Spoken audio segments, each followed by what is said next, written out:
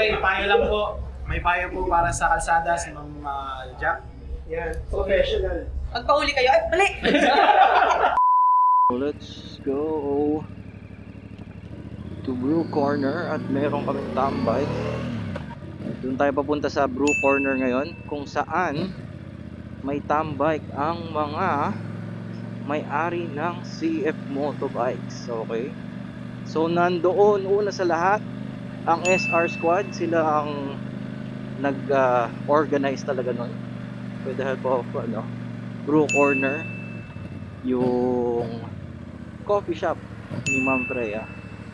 And then nandun din ang NK Chillers, which is yung grupo naman ng mga 450 NK. And syempre hindi rin kami papahuli, ang CLCPH, nandun din kami. Alright, so nandun na yung mga iba namin kasama and we are going there. Tambay lang tayo saglit doon kasi gusto nating makita ang ating mga ibang kasama at mga kapwa na din CF Moto owners. So mamaya bibidyoan natin yung mga makikita nating mga magaganda doon na bikes.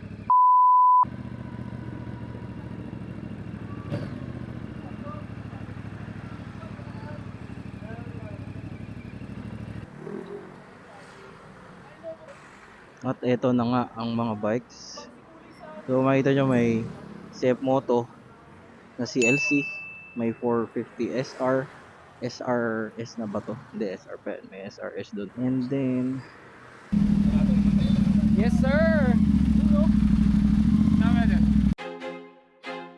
I feel like I'm losing my mind. Is everybody in the world blind? Please Lord give me a sign, a sign. Kaya pala, natanggal yung Ano ginawa mo? Wala. I-report ko lang. I-report mo lang. Para maging famous. Ikaw, ano nga bago sa vlog ni Louie? Ha? Ano nga bago sa vlog ni Louie? Siyempre yung yung content. Siya yung content. Ikaw, ano nga bago sa vlog mo? Hi vlog. Ayan, ito po. Ay, sa vlog ko. Ito po talaga yung vlogger, binibidyoan. Oo. Ngayon lang po kayo nakita ng vlogger na siya yung binibidyoan. Wala masabi. Mag-hello ka sa vlog niya, no? Blur ko na lang. Sisikat ka na, Louie. Ano ang bag mo? Ano? Talks to go.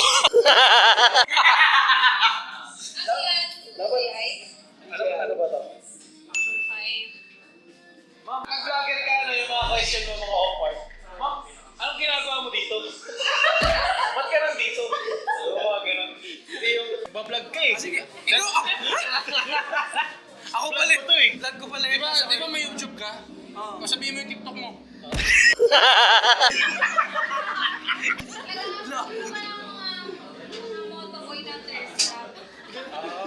Thirst trap mga Hindi ka ba nag-uubad sa vlog? malapit na. Okay nga kaya. Testing. Saka ang ganda nung nasa vlog mo, kasama mo yung girlfriend mo, pinag-uusapan nyo yung manok. Ano? Talks to go. Yung pong shui, no? Yung puso. Oo, grabe. Eh, pero sino si Joy Joy? Si Joy Joy.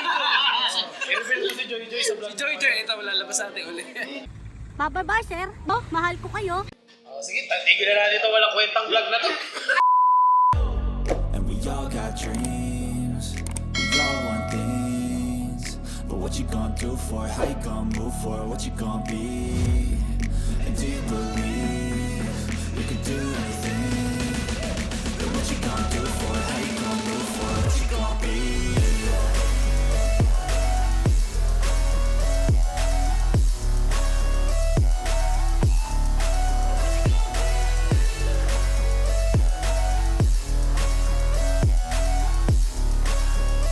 Let's go. Hey. Yeah, this is my life, my strife, my right to fight, to die on. And this is my game to play, to claim a brand new name, oh. And I ain't gonna lie to you, I'm a bit nervous that I might screw everything up that I've ever done. But what's the point of living if you ain't having fun? I guess I'll try this, try that, might miss, gotta find what I guess I look here, look there, over where am I scared, where am I at? Supportahan ko yung vlog mo para hindi ko malaw. Yan, oh. Ikaw nga sa vlog. Yan. Ang CNC yan!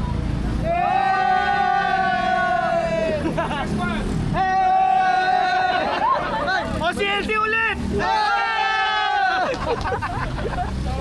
Mga kupal talaga. Nangiingay niyo pa. Ang konti natin tayo pinakakupal. So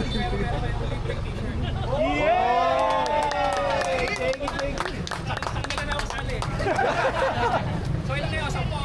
10? Yes, sir. Oy! So ano po, sponsor ni Tokyo Drive-In. Yes, sir. Thank you, Tokyo Drive-In. Ngayon, papanapos tayo. Ba't meron yan? Sponsor natin yan, ah. Wala ka na, pre. Yung mga naka-shorts kasi po. Ano pa natin yung presence niya ni Machino at saka ni Jack. Yun. Hindi pa nakakilala si Sir Gino, yung co-brand partner sa Driven Concepts. Sila yung major distributor ng Word sa Pilipinas. Kaya ka na yung Word Philippines na Word Wheels, sila sa motorcycle. Then si Ma'am Jack Buncho, siya lang naman yung fastest racer, lady racer ng Pilipinas. Mukhang magpapakalbo na rin tayo, ah. Kailangan kalbo. Yung pala. Hindi na pwede. Hindi pwede yan. Hindi pwede yung ganyan.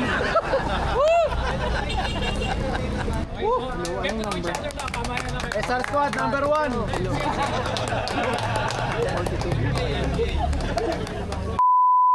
Okay, game. So ito po. Welcome po sa vlog ng CLC PH. Yan. Dinamay ko na po. Shoutout po sa sponsor namin. Ito po. Salamat po. Sabihan naman natin. Mahina ka ba? Ma'am, anong ginagawa mo? Ito na. Sige, ito po yung mga ano po namin, senior officers po. Hindi, I mean mga... Executive. Ma'am, meron lang po kami konting tanong sa inyo. Yes Kasi po. kayo po, kilala mo. Bakit ba? Sama ko sa content ko eh, bakit? Kaya po namin kayo in-interview kasi kilalang professional racer po kayo. Bilang isang professional racer po, ano pong madalas na ginagamit ko sa race track? Yung front brake o rear brake? Nung starting, puro front brake. Pero magkakaroon tayo ng when you gain that speed, meron, kunwari, corner ka ng around 140, 160, trail brake. Pero trail brake is not tapak. Ano siya, pitik-pitik lang. So, ako personally, ang explain sa akin bakit puro front lang, is pag nag-rear brake ka, kapatayin yung momentum. Kasi doon nagagaling yung speed ng motor eh. So, pag nag-rear brake ka, mawawala yung momentum. Good thing naman with race bikes, huwag natin ito gagawin sa mga normal na sa kalya.